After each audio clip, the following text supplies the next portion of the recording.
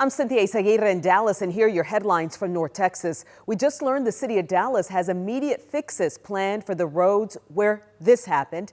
A scary wreck in Bishop Arts over the weekend sent 7 people to the hospital. But neighbors say they've been warning the city about the roads for months with no progress. And people tell Cole Sullivan the same story is playing out across Dallas. All you can do is look left, look right, and pray. Over and over on the west side of Bishop Arts, people make a break for it. We felt so scared to cross Tyler Street. Neighbor Kat Gamber says the road design here just is not safe and drivers just go too fast. Now hold that up. A wreck over the weekend sent 7 to the hospital, 1 in critical condition, DPD says. Video from bystanders shows firefighters rescuing a baby. I mean, absolutely terrifying. Gamber says she's worked since February to try to get Dallas to do something about this corridor. The worst thing that would happen would be to have somebody lose their life or to be injured in a really horrific way when we know this is an issue and we know that change needs to happen. But she says nothing has changed. I avoid that side of the house as much as possible because I am frankly afraid. On the east side of town, after the first accident, when there was a very large hole in the side of my house, Rachel Feig says she's complained to the city for nearly a year after multiple wrecks at her intersection. When the transportation department came out earlier this month, she says they saw it firsthand. hit the car in front of him as we were standing there. She hasn't seen any changes either. A city spokesperson says improvements that would work in theory may not in practice, so they have to do traffic studies before any changes. Right here, I would be looking for some kind of crosswalk to happen. In Gamber's area, Dallas just said it'll add no parking signage and change a stop sign, but she doesn't think it's enough. It seems that actually getting the ball rolling on a project and finding the funds for it don't necessarily match the urgency that this intersection has. And until it does, she worries what might happen next. In Dallas, I'm Cole Sullivan. 3 men face charges in what police call a nationwide credit card skimmer scheme. Look at this photo of what the Texas Financial Crimes Intelligence Center seized in Dallas. They found 115 credit card skimmers, $50,000 in cash, fake IDs, and fake payment cards. Officials say skimmers were put on ATMs across the country. It all started with a business who alerted federal officials on Thursday they found a skimmer. Officers made the arrest a day after. The men are charged with engaging in organized crime. Well, scenes like this have been more frequent in Deep Ellum this summer. Police officers responding to violent crime in the popular entertainment district. Incidents like these have happened in the past, but businesses worry about the neighborhood's future. Kevin Reese heard from groups who want answers from city officials.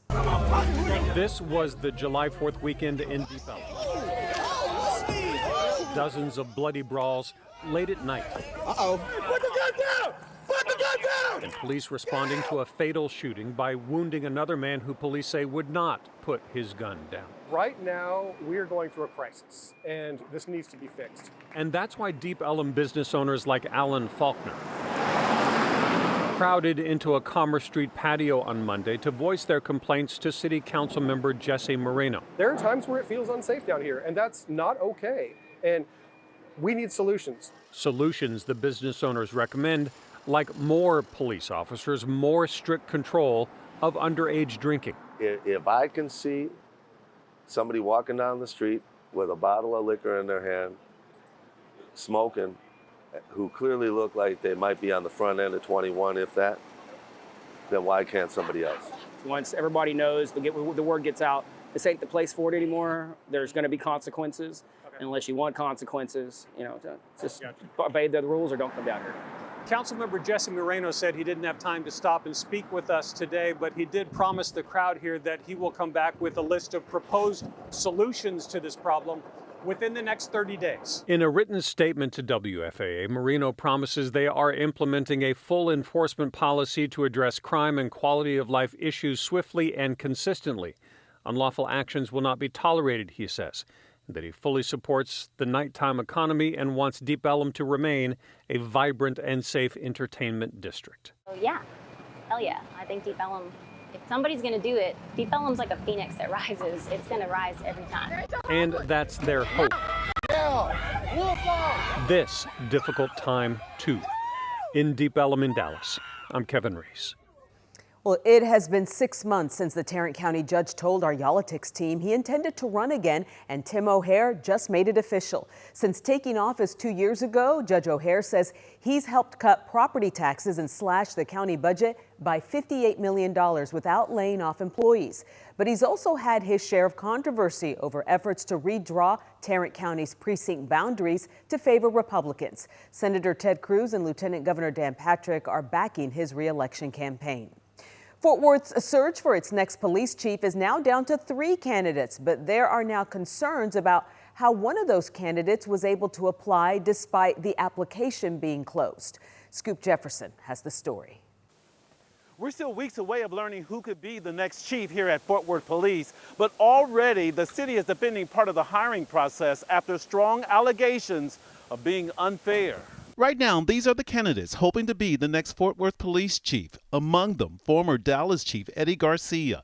His application after the June 4th deadline being called into question. We have deadlines because they're important. Deadlines are deadlines. In part of a statement defending the process, a city spokesperson insists Chief Garcia did not receive special privileges. He submitted his application in a reasonable window that still allowed this process to be fair to all candidates. Fort Worth City Manager Jay Chapa also defends the late submission, giving WFAA a timeline, saying the week of June 9th, search firm Mosaic Public Partners spoke with Garcia, and he himself allowed the late application.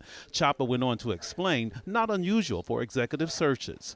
All this comes after his own controversial hiring, followed by promises of future transparency. Council should have been notified. By June 25th, Garcia was among 9 candidates granted virtual interviews. On June 28th, the search firm notified Garcia he made the final 4, narrowed to 3 after the only woman in the running took another offer. They just allowed a candidate to apply after the deadline, and that's what I believe is not fair. Councilman Michael Crane disagrees, saying the search for Fort Worth's next police chief has been open, transparent, and fair. Any claims of special treatment or impropriety are without merit. Whoever becomes the next police chief will be in charge of almost 1,900 officers. A chief that brings accountability. For one of the country's fastest growing cities. In Fort Worth, I'm Scoop Jefferson. And those are your headlines from North Texas.